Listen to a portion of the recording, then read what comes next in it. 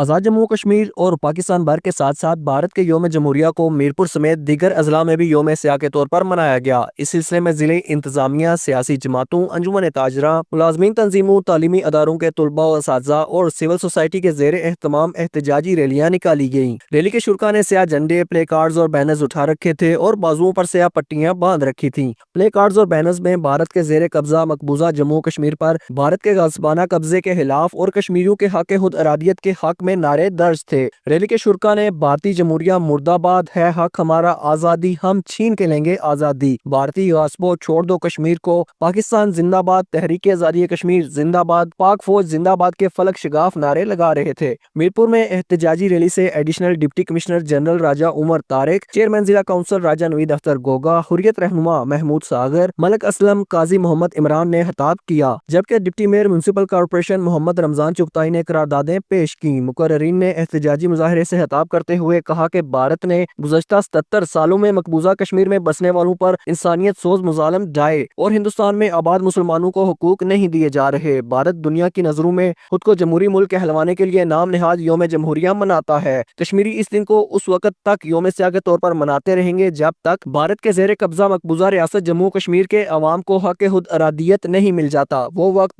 دور نہیں جب مقبوضہ کشمیر آزاد ہوگا۔ انہوں نے کہا کہ آزاد کشمیر کے عوام پاک فوج کے ساتھ شانہ بشانہ کھڑی ہیں۔ جب تک مقبوضہ کشمیر کے عوام کو آزادی اور ان کا پیدائشی حق خود ارادیت نہیں مل جاتا، اس وقت تک آزاد کشمیر کے عوام چین سے نہیں بیٹھیں گے۔ انہوں نے عوام الناس کی طرف سے یوم سیاہ کے احتجاجی مظاہرہ میں بھرپور شرکت کرنے پر شرکاء کا شکریہ ادا کیا۔ بھارت ہر سال 26 جنوری کو یوم جمہوریہ کے طور پر منا کر بین الاقوامی برادری کو یہ باور کروانے کی کوشش کرتا ہے کہ وہ دنیا کی سب سے بڑی جمہوریت ہونے کے ناطے جو جمہوری اقدار ہیں ان کی پاسداری کرتا ہے، جبکہ حقیقت یہ ہے کہ مقبوضہ جموں کشمیر میں جو 1.5 کروڑ سے زائد عوام جن کے اخلاقی، انسانی اور جمہوری اقدار بھارت جو ہے وہ پچھلے پون صدی سے اپنے قدموں کے تلے رول رہا ہے۔ سیاہ ہم اس کو کیوں مناتے ہیں کہ ہندوستان دنیا کی سب سے بڑی جمہوریت ہونے کا دعویٰ دار، ہندوستان کا دعویٰ ہے کہ وہ دنیا کی سب سے بڑی جمہوریت ہے،